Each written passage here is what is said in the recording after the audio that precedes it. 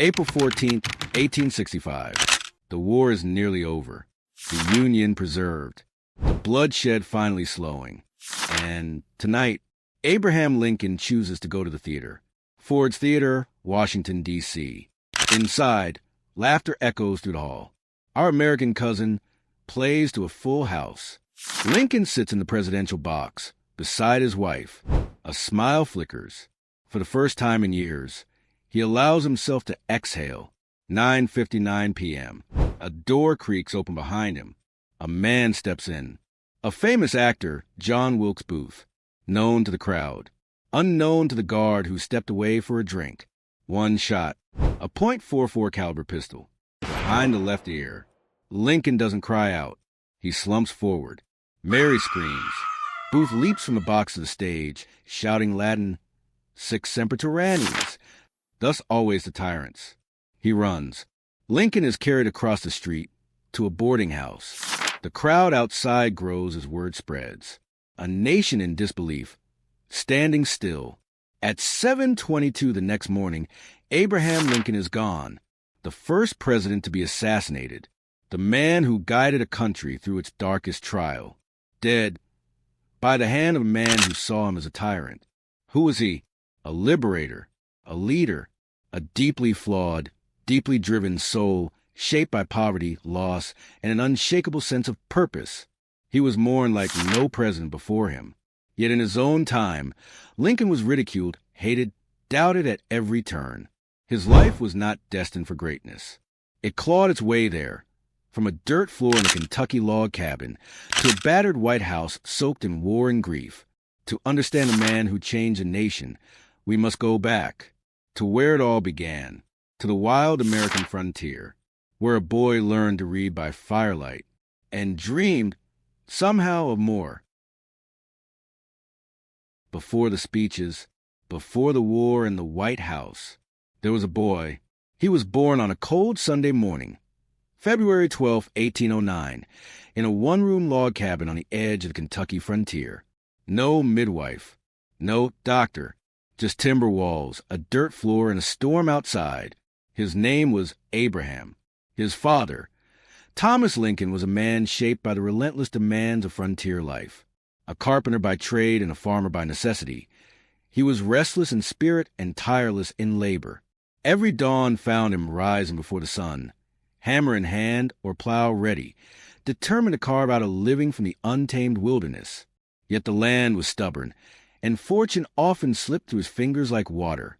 Hard winters, poor soil, and uncertain markets forced him to move the family several times, always chasing a better opportunity. There was a quiet frustration beneath his rugged exterior, a hope for stability that never quite settled. His mother, Nancy Hanks Lincoln, in contrast, was the gentle heart of the family, quiet and soft-spoken. She held the household together with a warmth that offered shelter from the hardships surrounding them. Her strength lay not in loud words, but in steadfast love, patience, and a tenderness that nurtured the children's spirits even in the face of poverty. She read to young Abraham when she could, planting early seeds of curiosity. In a world where survival meant struggle, Nancy's presence was a rare and precious comfort, a beacon of calm in a turbulent frontier life. They weren't just poor, they were survival poor, living day to day in a young America where land was wild and life was fragile. Abraham's world was forests and fields, axes, animals, blisters. Chores came before childhood. Reading came last, if it came at all. School? A few weeks a year. A cabin classroom, if one could be found. He walked for miles in ill-fitting shoes, or none at all, to get there. Still, something stirred in him, a craving deeper than hunger. He would borrow a single book and read it over and over until the pages fell apart. The Bible, Aesop's fables, Robinson Crusoe. He didn't simply read them. He studied them, memorized them, spoke them aloud to trees, to animals, to himself. When neighbors saw the boy out in the fields with a hoe in one hand and a book in the other, they shook their heads. Reading wouldn't plow the land. Reading wouldn't split rails or haul water. Reading wouldn't make a man useful. But Abraham kept at it. After chores by candlelight, lie on the floor, his elbows in the dirt. Then came the first great blow. When he was 9, his mother fell ill. Milk sickness, a deadly poison from cows grazing on snake root. There were no doctors, no medicine, only prayer. She wasted away in days. He watched her fade, her breath thin and shallow. And then silence. Nancy Hanks Lincoln was buried on a hillside with no coffin, just wrapped in cloth and lowered into the ground. Abraham carved wooden pegs for a grave marker with his own hands. He didn't talk about it much. He carried the ache quietly, like he would carry many. His father left for months, searching for a new wife. The boy, his sister Sarah, and a cousin were left alone in the cabin, living off scraps through a brutal winter. Then came salvation in the form of a wagon. Thomas returned with a new wife, Sarah Bush Johnston. Warm, strong, loving. She brought her own children and something more. Books, encouragement, a belief in Abraham's curious mind. She called him a boy who had to understand everything, or die trying. He read Shakespeare, history, math, law books, anything he'd get his hands on. He wrote essays in chalk on barn walls, scratched poems into wooden shingles, recited speeches to the corn rows. And when he wasn't reading, he worked. He worked on the farm. He worked in neighbors' fields. He built fences, felled trees, hauled goods. By 17, he stood 6'4", awkward, wiry, yet strong as a mule. Folks said he could drive an axe deeper than any man in Indiana. He earned a reputation as honest, clever, and unusually thoughtful. But tragedies still followed. His sister Sarah, his closest friend, died in childbirth at 20. Another loss, another scar. The Lincolns move again, this time to Illinois. Abraham was 21. No fortune, no formal education. Just a bag of books, long arms, a deepening voice, and a restless sense that he was meant for something beyond the plow. In New Salem, he tried anything. Store clerk, rail splitter, surveyor, wrestler. He failed more than once. Lost money, lost confidence. Still, people listened when he spoke. They laughed when he told stories. They leaned in when he debated. He was no longer a farm boy with a book. He was becoming something else, someone who could lead. Abraham Lincoln didn't enter the law with a diploma or pedigree. He entered with a borrowed book, a restless mind, and an iron will. In New Salem, Illinois, he had worked as a store clerk, a postmaster, even a surveyor. Each job paid little. None offered permanence. What lingered was a hunger for self-improvement, and a belief that a man's mind could be sharpened like a blade. He began studying Blackstone's commentaries on the laws of England by candlelight. No teacher, no school, just pages, pens, and hours. He read as he walked, memorized passages, rewrote whole sections in longhand. Neighbors watched the tall, awkward man muttering legal definitions while splitting rails and hauling water. By 1836, he passed the bar exam in Illinois. No formal degree, no apprenticeship under a prestigious lawyer. Still, he was admitted to practice law. He moved to Springfield in 1837 and opened a modest law office with a partner, John T. Stewart. The town buzzed with stagecoaches and ambition. Brick buildings replaced log cabins. Dust rose from horse hooves and courtroom steps. Springfield was becoming the political heart of the state, and Lincoln placed himself in the middle of it. In court, he was deliberate, not flashy. He leaned on logic more than showmanship. His strength wasn't in fancy rhetoric, but in breaking down arguments with simple, piercing clarity. He listened more than he spoke, observed before he acted, and when he did speak, his words struck deep. He became known for defending ordinary people, farmers, widows, merchants, often traveling by horse and buggy across the 8th Judicial Circuit, carrying everything he needed in a small saddlebag. These were dusty roads and long weeks away from home, nights spent in taverns, sharing beds with other lawyers, swapping stories over weak coffee. Lincoln was a favorite among them, not for his looks or wealth, but for his wit, humility, and knack for storytelling. He could have stayed a bachelor. Springfield offered no shortage of company. He was awkward around women, yet kind, honest, sometimes painfully so. Then he met Mary Todd. She was refined, intelligent, and politically sharp. Raised in a wealthy slaveholding family in Kentucky, Mary had studied literature, French, and politics. She was drawn to ambition, and in Lincoln, she saw a man of profound moral depth, rough around the edges, yes, but with a mind and soul she believed were destined for greatness. Their courtship was intense and uneven. They broke off their engagement once. Lincoln sank into a deep melancholy, even bordering on despair. Friends feared for his health. He referred to his mind as a piece of wreck. Yet love found its way back. On a cold November night in 1842, Abraham and Mary married in her sister's parlor. There was no grand ceremony, no crowd, just vows and conviction. They moved into a small rented house in Springfield and began their life together. Mary bore him a son the next year, Robert, then another, Edward. Lincoln's law practice grew. His reputation followed. Still, Springfield life brought storms of its own. Lincoln often seemed emotionally distant, consumed by work or lost in thought. Mary, passionate and proud, often clashed with her husband's quiet habits. She craved status, conversation, refinement. He, by contrast, could spend hours silent, turning a single sentence over in his head. Their arguments sometimes echoed through the house. Even so, they loved each other deeply, if not always peacefully. Their bond would be tested again and again. In 1846, Lincoln made a decision that surprised many. He ran for Congress. It was a modest campaign, no banners or brass bands. Still, he walked miles to meet constituents, shaking hands, explaining his beliefs. He won. In Washington, he was one of very few men in Congress who had grown up on a dirt floor. He arrived with humility and clear eyes. He watched how power moved, studied how men spoke in public versus private. He saw courage, yes, but also cowardice. While in office, Lincoln focused on issues he believed in: internal improvements, land access for settlers, fiscal responsibility. But one event would soon dominate everything: the Mexican-American War. President Polk claimed that Mexico had attacked American troops on American soil. Lincoln, suspicious, requested evidence. He issued the now famous spot resolutions, asking Polk to point out the exact spot where blood had been shed.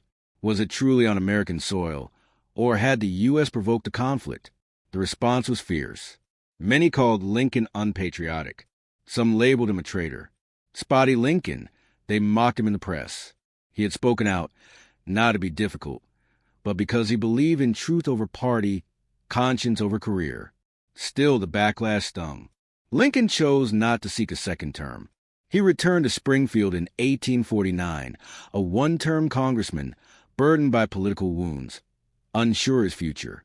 For a time, he stepped back from politics, focused on his law practice, argued hundreds of cases, built his reputation again, one client at a time.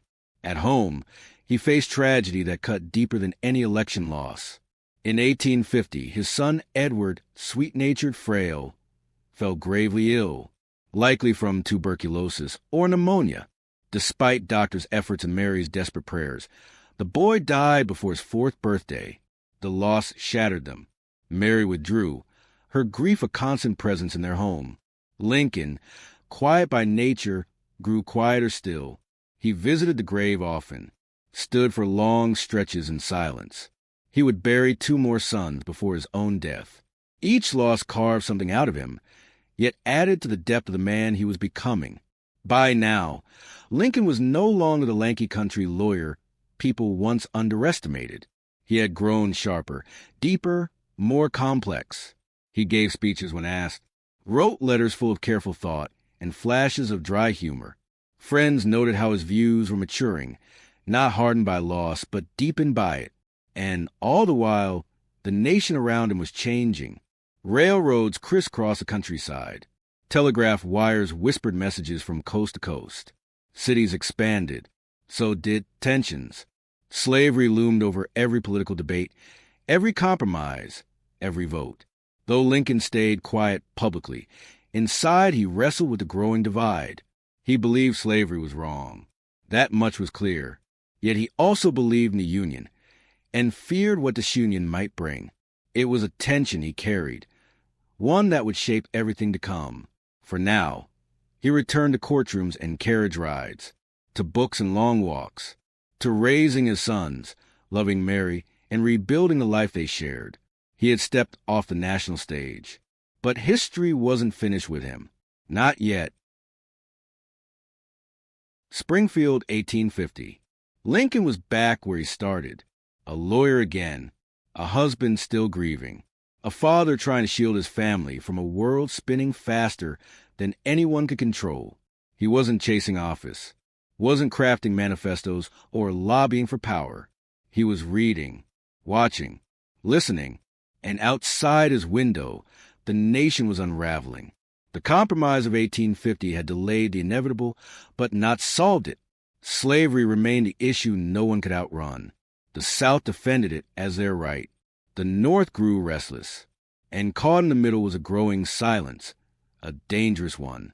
For Lincoln, the law remained his profession. Politics? That door had closed. Or so he thought. Then came 1854. The Kansas-Nebraska Act hit the country like a bolt of fire. Drafted by Senator Stephen A. Douglas, it declared that new territories, Kansas and Nebraska, could decide for themselves whether to allow slavery. It was democracy, Douglas argued, popular sovereignty. But it struck directly at the fragile balance the Missouri Compromise had tried to maintain for over 3 decades. Now, slavery could expand into territories once considered free. For many, it was a legal adjustment. For Lincoln, it was a moral earthquake. He had watched Congress twist itself into knots over this issue. He had watched presidents dodge it. Now it was back, fierce and urgent, and he couldn't stay silent. He returned to the podium, not as a candidate, but as a citizen who felt the walls of the Union starting to shake. At Peoria, Illinois, in October 1854, he gave a speech that ran for 3 hours. 3 hours. No script, no teleprompter. Just Lincoln, tall, plain-spoken, deliberate, laying out his case against the spread of slavery. He didn't shout. He didn't stir with emotion. He reasoned. He led the audience through the history of slavery in America, the dangers of expansion, the moral weight of allowing human bondage to spread further into the nation's bloodstream. The crowd didn't cheer wildly. They listened intently. Some nodded. Others shifted uncomfortably. Lincoln wasn't pandering. He was warning. That speech would change everything. Why had this quiet lawyer, so recently buried in grief and legal briefs, stepped back into public view? What was it about this moment, this act, that stirred him from the shadows? The Peoria speech put Lincoln back on the political map, even though he still didn't know exactly where he wanted to go. That same year, he ran for U.S. Senate. Illinois didn't vote directly. Legislators did. And Lincoln had the most support of any candidate in the early rounds. But when it became clear he couldn't win outright, he did something unexpected. He stepped aside, urged his supporters to back Lyman Trumbull, an anti-slavery Democrat, rather than risk splitting the vote and handing victory to a pro-slavery candidate. It was the act of a man who valued cause over ego. The press noticed. So did the people. Lincoln was not a political machine. He was something else. Something rarer. He wasn't flashy, didn't make promises he couldn't keep, and he certainly didn't hide where he stood. He opposed slavery's expansion. Period. Not because it was politically convenient, because he believed it was morally wrong, and that allowing it to spread would poison the nation's soul. And so, Lincoln found himself rising again, not by design, but by force of history. In 1856, he joined the new Republican Party, a coalition of former Whigs, Free Soilers, and anti-slavery Democrats. It was still finding its voice and its backbone. Lincoln gave it both. He spoke at county fairs, under tents, from wagon beds to crowds gathered in dusty fields. He talked about free labor, equal opportunity, the Declaration of Independence, not as a dusty parchment, but as a living promise. People leaned in when he spoke, not because his voice was musical. It wasn't. Not because he looked like a leader. He didn't. They leaned in because they believed him. He made politics feel like a matter of right and wrong again, not left and right. By 1858, the spotlight had found him.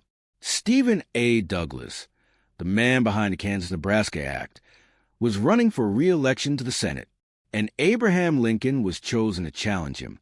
Two very different men. One, a seasoned senator with national fame. The other, a lawyer with one term in Congress, no formal education, and the weight of personal loss behind his eyes. It didn't look like a fair fight. Then Lincoln said something that made the entire nation turn its head. At the Illinois Republican Convention, he rose and said, "A house divided against itself cannot stand. I believe this government cannot endure permanently half slave and half free." It was a simple sentence, stark, biblical in tone, and it struck a nerve. Some called it reckless. Others called it prophetic, but no one could ignore it. The stage was set. Lincoln and Douglas would debate face-to-face in 7 towns across Illinois. No microphones, no notes, just 2 minds, 2 visions, 1 fractured country. Douglas leaned on his experience, on legal arguments, on popular sovereignty. Lincoln leaned on conscience, on consistency, on the founding principles of the Republic. They clashed over race, over rights, over the limits of federal power. Douglas accused Lincoln of favoring full equality between black and white citizens. Lincoln denied it, but his words walked a careful, narrow line. His views on race were complicated. He opposed slavery fiercely, but his vision of social equality still bore the marks of his time. He believed slavery was wrong, unnatural, corrosive to democracy, yet he stopped short of full racial equality in these debates. History would scrutinize that. Still, what mattered most in that moment was the clarity of Lincoln's moral compass. He asked the crowd not what was legal, but what was right. The debates drew thousands. Newspapers across the country printed transcripts, argued over winners, drew cartoons, published commentary. By the final debate in Alton, Illinois, both men had shaped more than a Senate race. They had defined the battle lines of a national crisis. In the end, Lincoln lost. Douglas was re-elected by the legislature, but Lincoln had won something else: national attention, recognition, respect. People across the country, New York editors, Boston abolitionists, Iowa farmers, had read his words and found in them something steady, grounded, and honest. He had come a long way from a one-room log cabin, from a quiet return to Springfield, from bearing a child and wondering if his life would ever stretch beyond grief. Now, the spotlight followed him, even when he wasn't chasing it. His speeches were reprinted. His name, once provincial, now floated in national conversations. Was this the man who could hold a crumbling Union together? Was he ready for what history was about to demand? Lincoln wasn't sure, but history was already turning its eyes toward 1860, and so was he. Springfield, Illinois. The year is 1859. Lincoln is back home, weary from the spotlight, yet more visible than ever. He lost the Senate race. Yet across the country, newspapers still print his words. Political operatives begin whispering about his name, and he, quietly, wonders if the fight is truly over, or just beginning. The country is cracking. The question isn't if the Union will break. It's when. Slavery is no longer a political issue. It's a fault line, and it's rumbling. Bleeding Kansas, violent, chaotic, lawless, has shown what happens when Congress punts morality to mobs. Pro-slavery and anti-slavery settlers are at war in a territory that was meant to be a symbol of compromise. Instead, it becomes a graveyard of illusions. In Washington, leaders stall. They speak of unity, of balance, of legality. Lincoln sees something else, a rot in the nation's core. He spends the next year speaking not as a senator, nor as a candidate, but as a voice for a cause rising fast: the Republican Party. A strange coalition. Former Whigs, Free Soilers, disillusioned Democrats. United not by geography, but by principle, that slavery must not expand, that the Union must stand. In 1860, the Republican National Convention gathers in Chicago. The front runner? William Seward, a seasoned statesman. Known, admired, expected. Lincoln? Still considered too obscure, too moderate, too plain, but something's shifting. He's a Westerner with an Eastern mind, a man of the people who speaks with clarity and conviction. He knows how to walk the line between idealism and reality. And his team, they know how to count delegates. At the convention, inside a steaming, packed wigwam of banners and shouting men, the ballots begin. First round, Seward leads. Lincoln close behind. Second round, momentum shifts. Third round, cheers erupt. Abraham Lincoln, backwoods lawyer, failed Senate candidate, child of dirt floors and axe blades, is a Republican nominee for president. The country gasps. Who is this man? A figure barely known 4 years ago is now poised to lead the North. And in the South, anger boils. To many there, Lincoln represents more than a party. He represents a threat, a vision of America where slavery no longer expands, and perhaps one day no longer exists. The South doesn't wait. Even before the election, newspapers speculate. If Lincoln wins, we leave. November 6, 1860. Lincoln carries the North. He loses every southern state. He doesn't even appear on the ballot in most of them. No popular mandate across the Union. Yet he wins the Electoral College and the presidency. The backlash is instant. South Carolina moves first. In December 1860, it secedes from the Union. Within weeks, Mississippi, Florida, Alabama, Georgia, Louisiana, and Texas follow. A Confederate States of America is born before Lincoln even takes the oath. He remains silent. For months, as the nation crumbles, he says nothing publicly. No press conferences, no counterpunches, no panic, because he understands something most don't. Words now carry fire. He crafts his inaugural address with the care of a surgeon, hoping to heal without losing his grip on principle. March 4th, 1861. Washington, D.C. is a city surrounded by soldiers. Fears of assassination run high. Lincoln rides in disguise at one point, sneaking into the city days before the inauguration. On the steps of the Capitol, unfinished, symbolic, he faces a divided nation. He says, "We are not enemies, but friends. We must not be enemies. Though passion may have strained, it must not break our bonds of affection." He speaks of the Constitution, of the Union, of restraint, but also draws a clear line. The government will not assail you. You can have no conflict without being yourselves the aggressors. And with that, he becomes president. 6 weeks later, the guns fire. April 12, 1861. Fort Sumter, Charleston Harbor. Confederate forces open fire on a federal fort. The shelling lasts 34 hours. The American Civil War begins. No more compromise. No more delay. The nation has splintered. And Abraham Lincoln, the man who didn't chase power, who tried to keep the house from falling, now leads in its darkest hour. What kind of leader will he become? Will this self-taught lawyer, with no military experience and little executive training, hold the Union together? Or will he be the last president of the United States? No inaugural balls. No celebration. Only questions. Can he keep the border states loyal? Will the army obey him? Is war inevitable or already here? His first day is a blur of telegrams, visitors, letters, maps, and worry. Yet through it all, Lincoln's expression rarely changes. Calm, focused, reading every word, listening to every voice, even those who doubt him. And there are many. To the press, he's a joke. Gangly, awkward, unrefined. The backwoods man, in a tailored suit. Cartoonists mock his nose, his ears, his hat. Some newspapers refuse to print his speeches, calling them unworthy of a gentleman. In private, generals sneer. Senators whisper. His cabinet, a team of rivals. Men with more experience, more prestige, many of whom expected to be president themselves.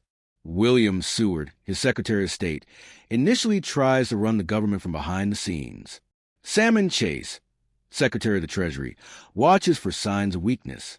Edwin Stanton, not yet in the War Department, thinks Lincoln is overmatched by the scale of the crisis. Lincoln lets them talk. He absorbs, learns, adapts, and he waits. Then, Fort Sumter, April 12th, Charleston Harbor. The Confederate government, now seated in Montgomery, Alabama, decides to strike first. They order the bombardment of Fort Sumter, a federal post manned by U.S. troops. The sky over Charleston turns black with smoke. Lincoln's hand is forced. There's no question now. The Union is under attack. On April 15th, he calls for 75,000 volunteers to suppress the rebellion. The North responds in waves. Men leave farms, factories, law offices, and classrooms to take up arms. Flags go up in every town square. But not all are inspired. Virginia secedes, followed by Arkansas, North Carolina, and Tennessee. The Confederacy grows to 11 states. The capital, now flanked by slave states, is suddenly exposed. Washington, D.C. sits between Maryland and Virginia. If Maryland flips, the Union's capital is surrounded. Lincoln suspends habeas corpus in parts of the state. He arrests pro-secession agitators. It's a controversial move, and one that sets a precedent for executive wartime power. He does what he must, not what he prefers. He's not a tyrant. He's not soft. He is, above all else, trying to preserve the fragile vessel democracy in a sea of fire. Meanwhile, the war's first real clash comes at Bull Run, July 1861, Virginia. Civilians from Washington ride out with picnic baskets to watch the battle, certain it will be brief, even entertaining. They're wrong. Union troops break and run. Confederate soldiers shout with triumph. The name Stonewall Jackson is born. Lincoln receives the news in silence. A quick victory? Gone. Now the war will be long and brutal. He spends nights pacing the halls, visiting telegraph offices, poring over reports.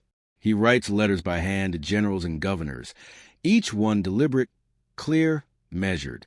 He asks questions no one expects from a president. How many horses do you have in camp? What's the condition of your supply wagons? Are the men well fed? His mind is vast, and it moves quickly. Strategy, logistics, morale. He touches it all.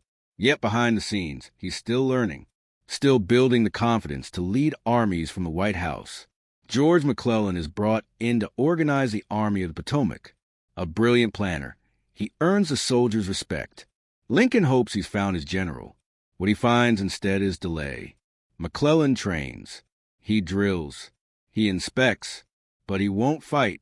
He calls the president an ape, writes to his wife about Lincoln's ignorance. Lincoln says nothing in return, at least not in public. He understands something deeper. That leadership isn't about ego. It's about outcome. So he waits and watches. At home, tragedy strikes. Little Willie Lincoln, the president's son, falls ill. In February 1862, he dies, likely of typhoid. The White House is cloaked in grief. Mary, devastated, withdraws from the world. Lincoln returns to his desk, hollowed but not broken. The war waits for no one, not even a father burying his child.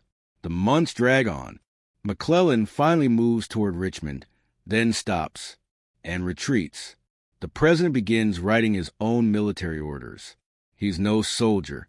He's never fought in a real battle. Yet he understands momentum. He understands risk. And more than anything, he understands that hesitation is now the greatest danger of all. Meanwhile, the press attacks from all sides. Lincoln is weak. Lincoln is tyrannical. Lincoln is ruining the country. Lincoln is not going far enough. Still, he moves forward. He studies the Constitution, consults with his cabinet, reads dispatches by candlelight. And then something begins to shift. The war, once about preserving the Union, starts to take on a different shape. Slavery, always a shadow behind the curtain, is now moving into the spotlight. Lincoln resists at first, declaring he has no intention to interfere with slavery where it already exists. But as the war drags on, he begins to ask himself a harder question. Can the Union survive if slavery does too? His thinking deepens. He speaks with Frederick Douglass. He listens to radical Republicans. He watches the South use enslaved labor to build fortifications, raise crops, and fuel rebellion.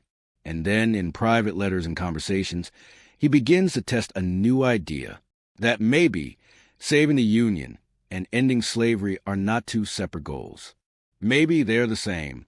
Still, He waits for the right moment, not for political advantage, but for power to align with purpose. And through it all, he remains grounded, not by certainty, but by principle. He believes in the Union, in the Declaration, in a government of, by, and for the people. He believes it must survive, not as a mere map of states, but as a living ideal. The war is far from over. Victories remain rare. The generals still frustrate. The body counts rise. But in the White House, beneath the top hat and weary eyes, a transformation is underway. Abraham Lincoln, once mocked as a country lawyer out of his depth, is becoming something far more dangerous to his enemies. A leader who learns, a mind that evolves, a man unshaken by fear.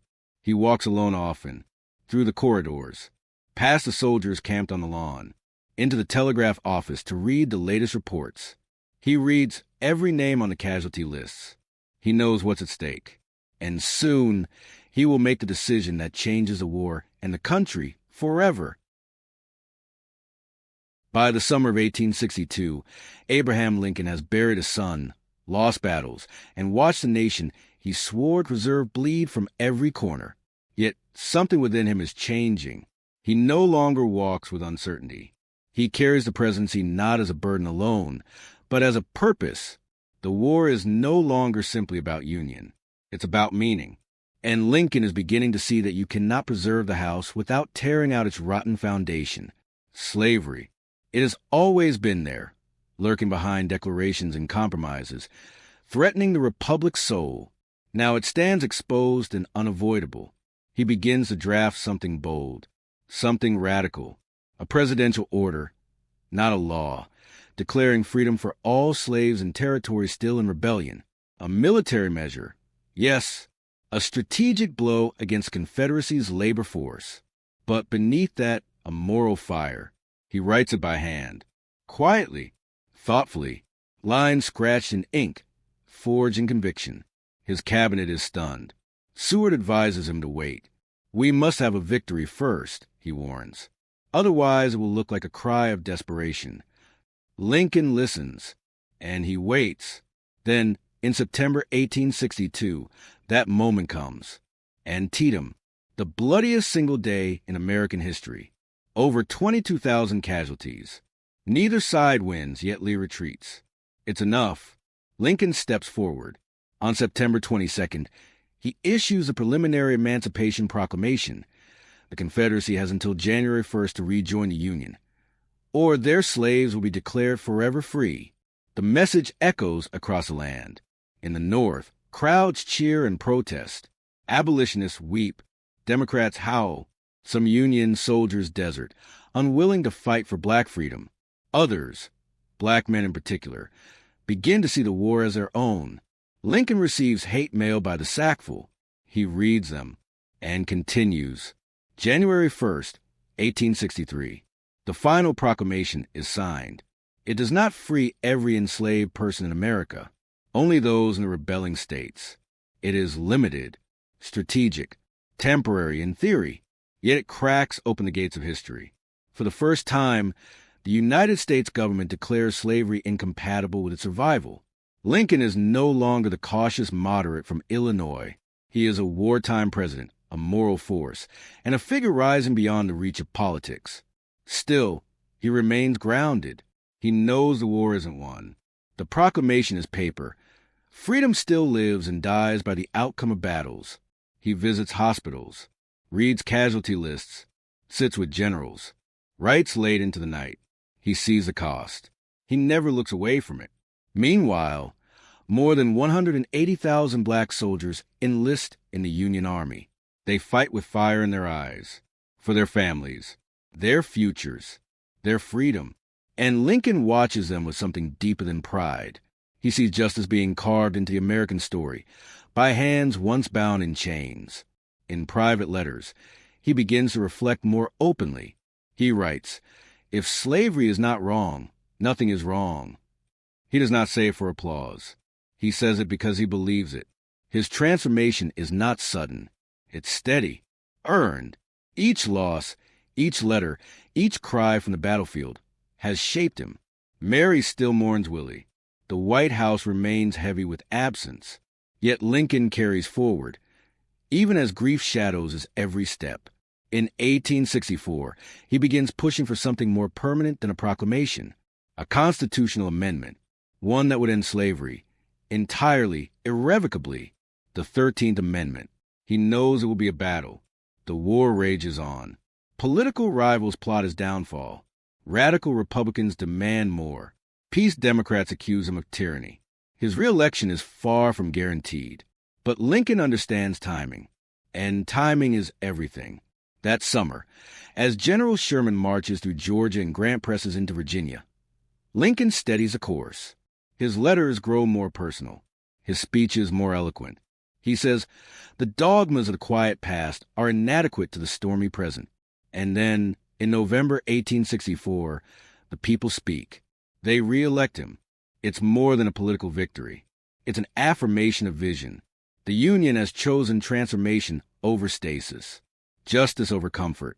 With that mandate, Lincoln pushes Congress toward the 13th Amendment. Whispers swirl in the Capitol. Deals are struck.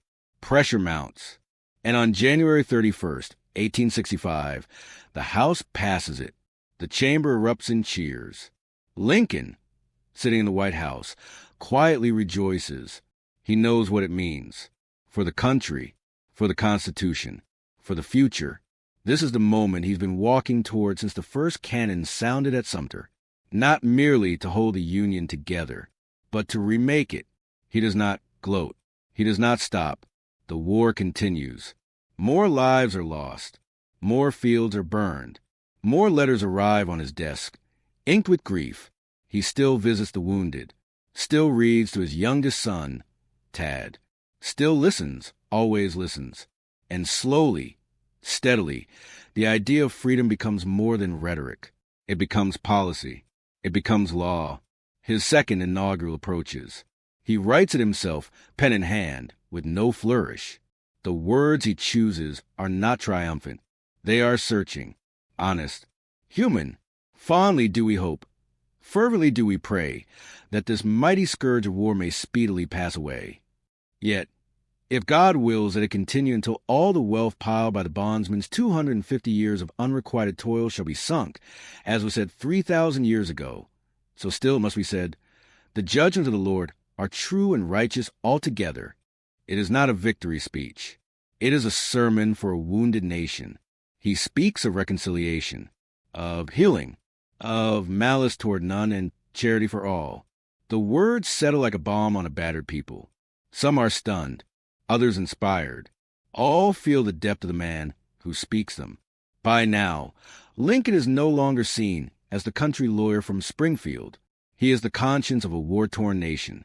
He has evolved, through loss, through battle, through the fire of choice. Freedom is no longer a question. It is the answer.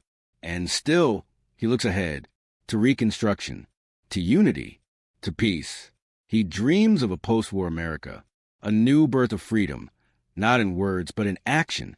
He doesn't know how long he'll have. He never assumes safety. He walks without guards, opens letters without fear. His face is older now, his beard fuller, his eyes tired but never dim. He's earned those lines on his face. Everyone tells a story, and the story is far from over.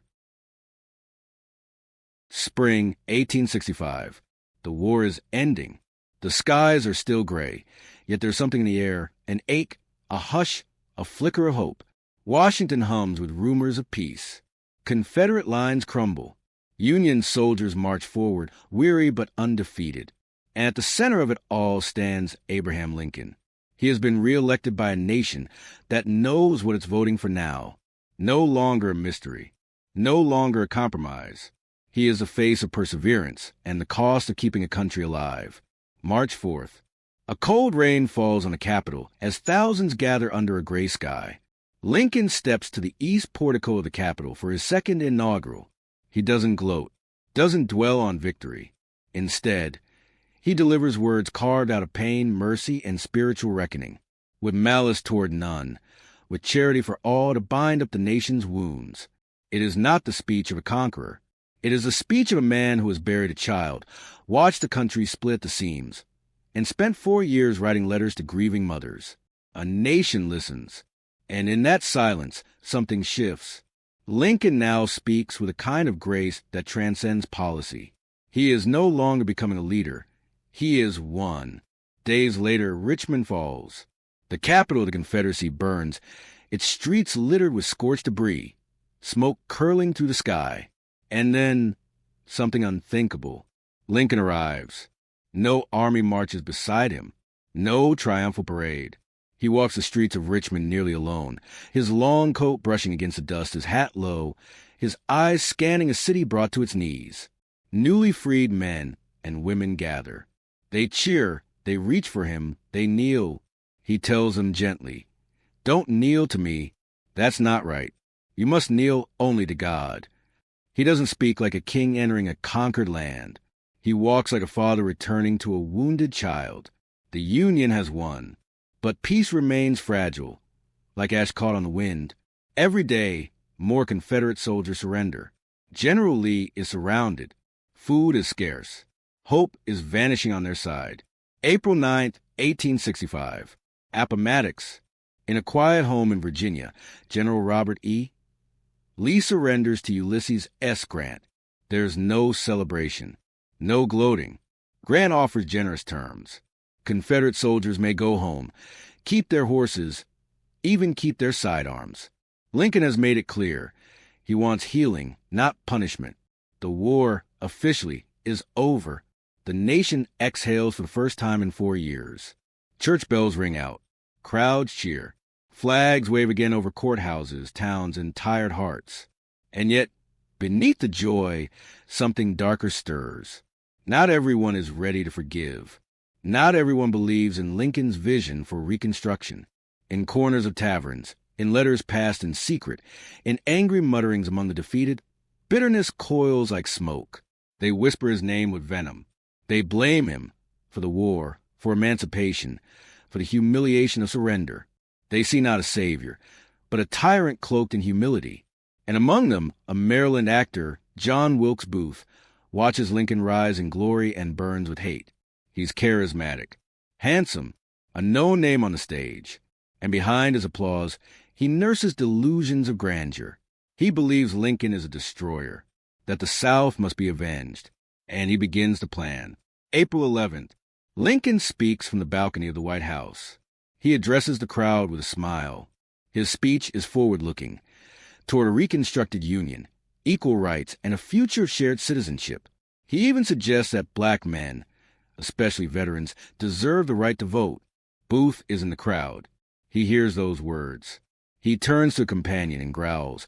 That means an asterisk, asterisk, asterisk, asterisk citizenship. That is the last speech he will ever make. Asterisk. Lincoln has no idea he's been marked. The days ahead are full of promise. He talks of travel, of finally visiting California, of returning to Springfield, of taking Mary to the theater. He seems lighter, relieved, almost happy again. The lines in his face remain, but something has lifted from his shoulders. He speaks to cabinet members about the future, about reconciliation, about rebuilding with compassion instead of revenge. And he tells one general, "I hope there will be no persecution, no bloody work. I shall not attempt to take revenge." His vision is noble and vulnerable. Too many are still nursing the past. April 14th, Good Friday. Lincoln wakes early. He meets with his son, Tad, for breakfast. Then with his cabinet. He signs documents, talks of the future, approves plans for restoring the southern states, smiles more than usual. He tells his bodyguard he feels strangely calm.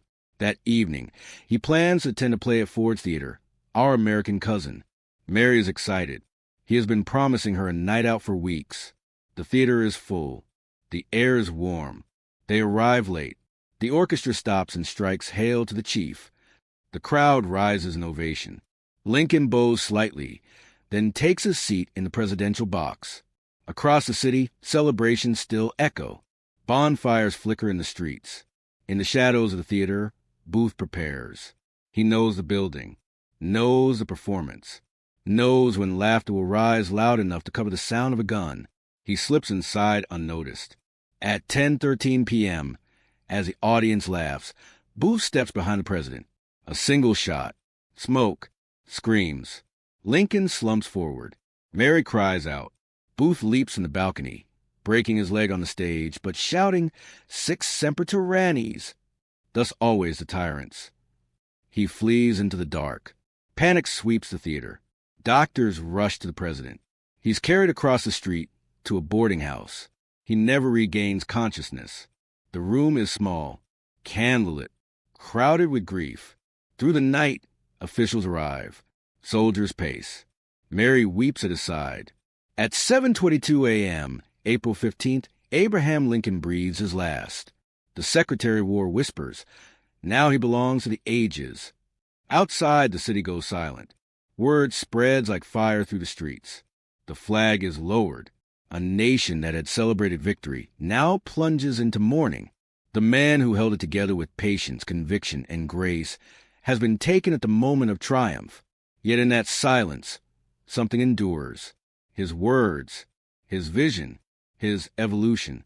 He began in obscurity, rose through heartbreak, led through fire, and in death, he became a symbol not just of a nation restored, but of a nation reborn.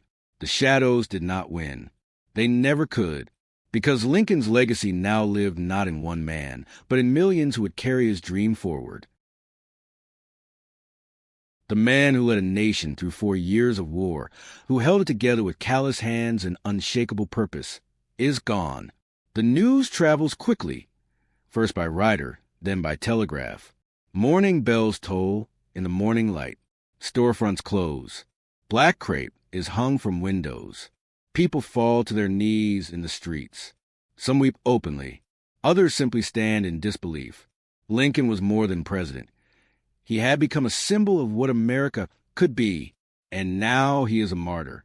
Yet the sorrow would deepen before the day was done, because Lincoln's death was not an isolated act of vengeance. It was part of a wider conspiracy. John Wilkes Booth didn't act alone.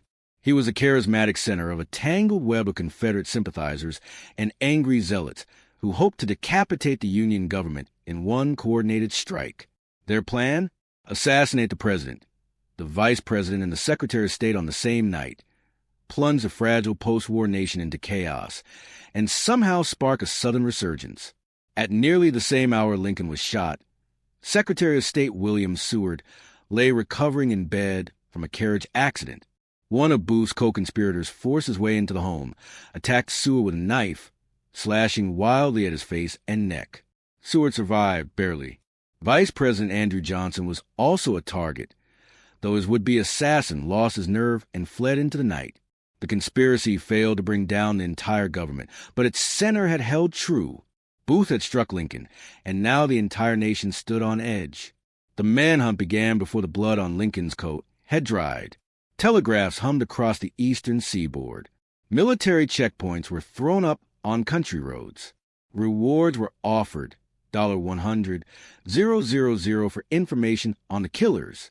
Booth, despite his broken leg, fled south with an accomplice. He expected applause, celebration. Instead, he found silence. The South had lost too much. Too many sons. Too many towns burned. Fields ruined. Families broken. Even those who once cursed Lincoln now saw the enormity of what had been done. Booth was no hero. He was a shadow, running from his own delusion. For 12 days, he hid in swamps, barns, and the kindness of strangers who didn't yet know his name, until at last, a tip led Union troops to a tobacco barn in Virginia. Booth refused to surrender. The soldiers set the barn ablaze, and in that burning orange light, a single shot rang out. John Wilkes Booth died where he had hidden, trapped by his own hatred, consumed by fire and fear. The country didn't rejoice. They were too deep in mourning. Lincoln's funeral train left Washington on April 21st. It would travel over 1,600 miles through cities, small towns, and endless stretches of farmland, a rolling tribute to a fallen president. Thousands lined the tracks. In the cities, crowds stretched for miles. In the countryside, farmers stood in silence beside their families, hats over hearts, as the train passed by like a ghost. The route traced, in reverse, the journey Lincoln had made to Washington 4 years earlier. Then, he had been an unknown, a president-elect with no war, no legacy. Now, he returned as a legend. In Chicago, over 125,000 came to see the open casket. In New York, black horses drew the hearse through the city's heart. Buildings were draped in mourning. Choirs sang softly through the streets. And finally, Springfield, home. The casket was lowered into the ground on May 4th, 1865. A flag covered the lid. The scent of lilacs filled the air. And America said goodbye. But Lincoln's story didn't end with burial.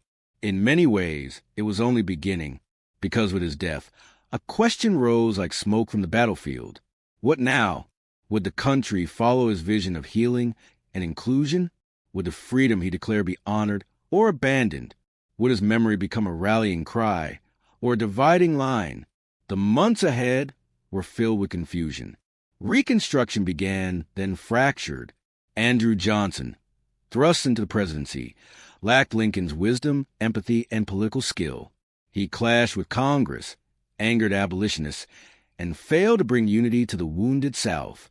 The dream of true equality was delayed, sometimes violently resisted, and yet the words Lincoln had spoken lingered, a new birth of freedom. That government of the people, by the people, for the people, shall not perish from the earth. With malice toward none, with charity for all. These were not temporary promises. They became pillars. Lincoln's legacy lived on, not only in speeches and statues, but in law. The 13th Amendment, abolishing slavery, was passed before his death and ratified months later. The 14th and 15th Amendments followed, guaranteeing citizenship and voting rights. It would take generations for these rights to be fully realized. The path was never smooth. Yet at the foundation stood Lincoln, once a boy reading by firelight, now a beacon for all who believed in something higher than hatred. In art, his face became eternal, etched on coins, carved into mountains, painted in solemn grandeur. In classrooms, his story was told again and again, a tale of perseverance, moral courage, and a deep belief in the power of words to shape a nation. In marches for civil rights, his words were carried on signs, quoted by Martin Luther King Jr., echoed by presidents, written into history books and hearts alike. Lincoln's death was meant to silence him. Instead, it amplified his message. He had come from nothing. He knew pain, failure, ridicule. He had doubts, dark days, and terrible burdens. And through it all, he led, not through fear, but through conviction, not with cruelty, but with grace. He did not claim perfection. He carried the scars of divided people, and yet, in the hour of greatest need, he stood steady. America remembers him not only because he died for the Union, but because he lived for it, because he believed this broken, conflicted, hopeful, trembling country could rise towards better angels, that even through war it could still choose peace, that even through division it could still be united, that even through death, something eternal might live on. Lincoln's legacy has evolved. In the early decades after his death, he became a national myth, larger than life, polished smooth by memory, the log cabin boy who saved the Union, the martyr who freed the enslaved. By the 20th century, the myth began to crack. Scholars examined his blind spots. Activists challenged the incomplete freedom he left behind. Others questioned what Reconstruction might have looked like had he lived. And still, his relevance deepened, because Lincoln was never frozen in one era. Every generation finds something new in him. FDR saw resilience in his face during the Great Depression. Martin Luther King Jr. found justice in his words on the steps of the Lincoln Memorial. Barack Obama took his oath of office on Lincoln's Bible. Each borrowed strength from the same source. Not perfection, purpose. Lincoln never saw America as finished. He saw it as unfinished work. He believed this fractured, striving country could improve itself, not through force, but through faith in its own promise, that the Constitution could stretch, that the arc of history could bend. He believed in decency as a political virtue, in laughter as a survival tool, in words that could heal, and in one of history's cruelest ironies, he lived long enough to witness the war's end. but not the peace. He never saw the world he had fought for fully realized. That task was left to others, to us, because what Lincoln left behind is not a blueprint. It's a question. What do we owe each other? How do we treat the vulnerable? What does leadership look like in crisis? And how do we hold this fragile republic together? He spoke across centuries without ever knowing it.